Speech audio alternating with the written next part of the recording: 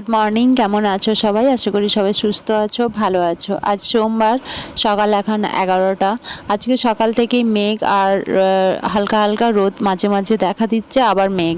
তো দেখো এখানে ডাঁটা নিয়ে এসেছি, ওই জেঠু দিয়েছেন। আমাদের এখানে বাগানে তো কিছু ফল আর সবজি হয়, সেটা তোমরা সবাই আগে থেকেই দেখেছো, যখন তখন আমি দেখাই। তো এখান থেকেই তুলে নিয়ে আসা হয়েছে। ওই ডাঁটাটা ভালো করে কেটে পরিষ্কার করে ধুয়ে রাখা হবে। আর আমি এখানে রান্না করেছি আজকে ভেন্ডি ভাজা, আর এখানে একটু চিকেন বসিয়েছি। তো চিকেনটা হচ্ছে, তার ফাঁকে ফাঁকে সমস্ত কাজগুলো সেরে নিই। তো দেখো সকাল থেকেই মানে এতটাই ব্যস্ততার মধ্যে থাকি যে সকাল থেকে ক্লিপসগুলো নিতে পারি না, একটু অসুবিধে হয়। দেখো চিকেন রান্নাটাও আমার মোটামুটি কমপ্লিট হয়ে গেছে। আর ওদিকে মাঝে মধ্যে গিয়ে গিয়ে মানে একবার রান্নাঘরে একবার বাইরের কাজগুলো এইভাবেই সেরে নিচ্ছি। তো দেখো বাইরের ওয়েদারটা মানে কখনো কখনো হালকা রোদ, আবার কখনো কখনো মেঘ। এখন তো বর্ষাকাল, মাঝে মধ্যেই এরকম হচ্ছে, আবার এক একদিন তো সারাদিনই বৃষ্টি হচ্ছে, যার কারণে যেদিন মানে রোদ হালকা হয় সেদিন জামা কাপড়গুলো কেচে নেয়। দেখো আজকে এখন রোদ উঠেছে, প্রায় 11:30 12টা বেজে গেছে, এখন রোদটা উঠেছে। এ দেখো ছোট ছোট কি সুন্দর আমগুলো হয়েছে, কিন্তু আমগুলো না থাকছে না, ছোট অবস্থাতেই ফেটে যাচ্ছে, পেকে যাচ্ছে, দিয়ে সব ঝরে পড়ে যাচ্ছে। এই গাছটা 12 মাসে আম গাছ, এখানে 12 মাসই হয়, মানে একবার ফলন হওয়ার পরে আবারও বকুল আসে, আবারও ফলন হয়, এরকমই হয়। তো দেখো এখানে আমি ডাঁটাটা পরিষ্কার করে নিয়েছি, আর এরকম করে জলে ভালো করে ধুয়ে তারপরে জলটা ঝরিয়ে নিয়ে ফ্রিজ আপ করব।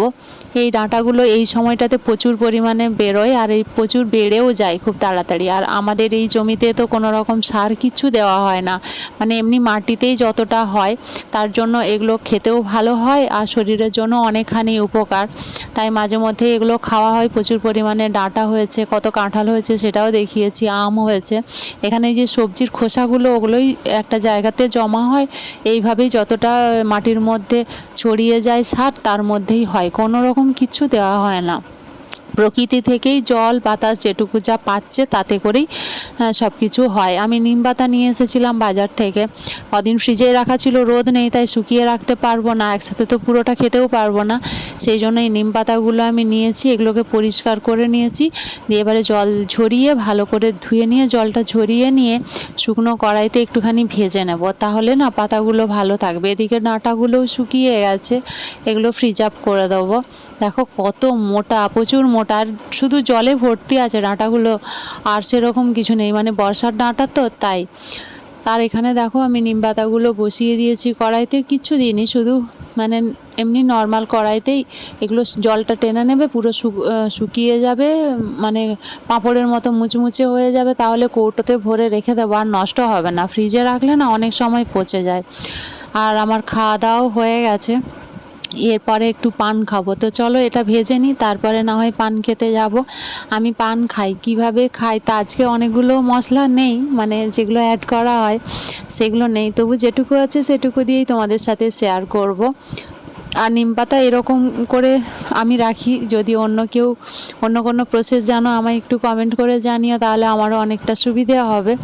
আর এখানে পান নিয়ে বসে পড়েছি, এটা মিঠাপাতি পান বলে, মিষ্টি পান যেটা দিয়ে বানানো হয়, পাতাটা মিষ্টি হয় আর খেতেও ভালো হয়। এখানে পান মৌরি ভাজা, জোয়ান ভাজা, সুপুরি, আর একটুখানি ওই লাল হলুদ যে টুটি ফুটির যে মিষ্টিগুলো হয় ওগুলো আছে, আর ওখানে এলাচটা আমি ছাড়িয়ে রেখেছি, কারণ এই বর্ষার সময় না এলাচগুলো এমনি রাখলে কীরকম যেন আমার এখানে হয়, দুদিন পরেই ছত্রাক টাইপের হয়ে যায়, মানে ওগুলো আর খাওয়া যায় না।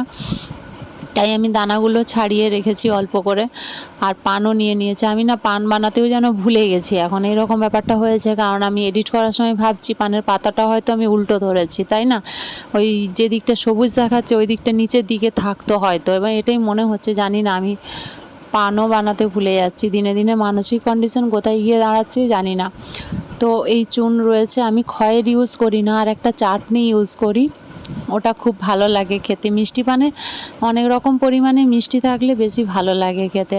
আমি আগে মাঝে মধ্যে প্রায় দিনই খেতাম, পান খেলে ক্যালসিয়াম বলে যে চুনের মধ্যে ক্যালসিয়াম থাকে, আর হজমেও সাহায্য করে, ক্যান্সার রোগের মেডিসিন হিসেবে পান খুব ভালো কাজ করে, পান খাওয়া ভালো। এখানে তো আমি সেরকম কোনো মশলা দিচ্ছি না, তাই আমার ভালো লাগে খেতে। আমি আজ প্রথমবার শেয়ার করলাম, আমি অনেক বছর ধরে আগে কন্টিনিউ খেতাম, তারপরে আবার বন্ধ হয়ে যায় মাঝখানে, তারপরে এরকম করে আমি পানটা খাই, আমার ভালো লাগে। তাই তোমাদের সাথে এইবারে শেয়ার করলাম। সমস্ত মশলাগুলো দিয়ে দিয়েছি আর এর মধ্যে দিয়ে দিচ্ছি একটা খেজুর। এটা পানের সাথে খাওয়াটা অনেকটাই উপকার। এমনি তো আমি খেজুর খাই না, পানের সাথে হলে তবু একটা করে যদি খাই, কারণ আমি বেশি মিষ্টি খেতে পারি না, যার কারণে আমার খেজুরটা খাওয়া হয়ে ওঠে না। আর আমি পান মুড়তেও ভালো করে পারি না, এইভাবে কোনো রকমে মুড়ে নিজের খাওয়ার জন্য ঠিকই আছে। এরকম একটা টুথপিক লাগিয়ে দিলে এটা এরকমই থেকে যায়। তো দেখো তোমরা কমেন্ট করে বলো তোমরা কে কে পান খেতে ভালোবাসো। আমি খাওয়া দাওয়ার পর একটা পান তো মুখে নিলাম আজকে, খুব ভালো লাগলো, অনেক দিন পর পান খেলাম। আর ওখানে নিম পাতাগুলো শুকিয়ে গেছে, মানে আমি গ্যাসটা বন্ধ করে রেখেছিলাম, তাতে করে ঠান্ডাও হয়ে গেছে। এগুলো আমি এবারে এয়ারটাইট কন্টেনারে ভরে রেখে দেবো। মাঝে মধ্যে এগুলো অল্প ভাতের সাথে খেলে শরীরে অনেকখানি উপকার হয়। আর এটা চাইলে গুঁড়োও করা যায় এখন, কারণ একদম যেহেতু শুকিয়ে গেছে তো গুঁড়োও হয়ে যাবে। আমি আর গুঁড়ো করলাম না, গোটা গোটা পাতাগুলোই এরকম একটা প্লাস্টিকের কৌটোতে, যেটাতে বাতাস ঢুকবে না, এয়ারটাইট কন্টেনার, সেটার মধ্যেই রেখে দিলাম। এইভাবেই প্রিজারভেটিভ করে নিলাম। জানি না আর কীভাবে করতে হয়, তো চলো এরপর দেখি কি করা যায়।